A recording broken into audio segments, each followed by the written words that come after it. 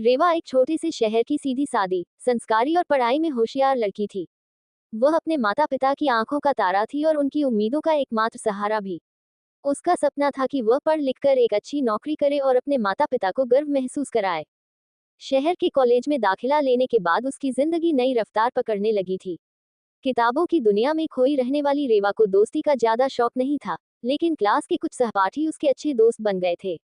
उनमें से एक था विकास, जो खुद को उसका बहुत अच्छा दोस्त कहता था।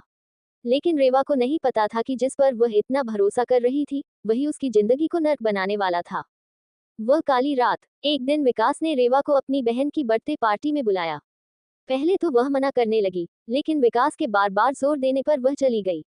वहां सब कुछ सामान्य लग रहा था, लेकिन जब रात होने लगी, तो अचानक विकास ने कहा कि वह उसे घर छोड़ देगा।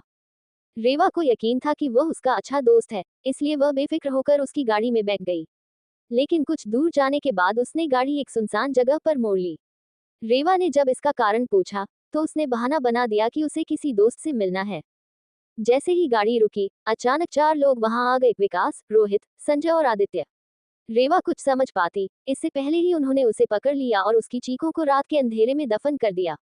उस रात उसकी मासूमियत, उसके सपने और उसका भरोसा सब कुछ कुचल दिया गया। सुबह वह एक वीरान जगह पर बेसुध पड़ी थी। जब उसे होश आया, तो वह दर्द से कराह उठी। किसी तरह वह वहां से उठी और घर पहुंची। उसकी हालत देखकर माँ बाप सकते में आ गए। जब उसने पूरी कहानी बताई, तो उसके पिता उसे लेकर पुलिस स्टेशन गए।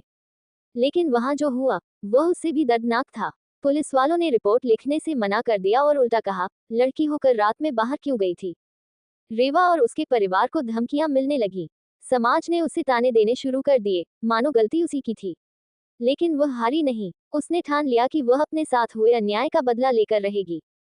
बदलाव की शुरुआत, रेवा ने खुद को कमजोर महसूस करना बंद कर दिया। उसने फैसला किया कि वह खुद को इस लायक बनाएगी कि कोई उसकी तरफ आंख उठाकर देखने की हिम्मत न कर सके। उसने मार्शल आर्ट्स, सेल्फ डिफेंस और शूटिंग की ट्रेनिंग लेनी शुरू कर दी। साथ ही उसने कानून की पढ़ाई भी शुरू की, ताकि वह अपने अधिकारों को अच्छे से समझ सके। उसका एक ही मकसद था, उन चारों दरिंदों को उनके किए की सजा देना। पहला वार, 3 साल बाद, अब रेवा एक मजबूत और आत्मनिर्भर लड़की बन चुकी थी। उसने फिजिकल ट्रेनिंग और कानून की अच्छी समझ हासिल कर ली थी। अब वक्त था अपनी लड़ाई शुरू करने का। विकास अब भी खुलेआम घूम रहा था, क्योंकि उसके परिवार का बड़ा राजनीतिक रसूख था। एक दिन रेवा ने उसे अकेले पकड़ा और उसका वीडियो बनाया, जिसमें वह अपने अपराध को कबूल कर रहा था। ये वीडियो उसने सोशल मीडिया पर वायरल कर दिया। पूरे शहर में हड़कंप मच गया। मीडिया ने इस मामले को उठाया और विकास को पुलिस ने गिरफ्तार कर लिया। लेकिन ये तो बस शुरुआत थी। आखिरी इंसाफ, रोहित अब एक बड़े बिजनेसमैन के लिए काम करता था। लेकिन एक रात, जब वह अपने ऑफिस से बाहर निकला, तो किसी ने उस पर हमला कर दिया। हमलावर ने सिर्फ एक बात कही, तूने जो किया, अब उसकी सजा मिलेगी। कुछ ही दिनों में संजय और आदित्य का भी यही हाल हुआ। वे सभी बुरी तरह डर चुके थे, लेकिन किसी को नहीं पता था कि यह सब कौन कर रहा है।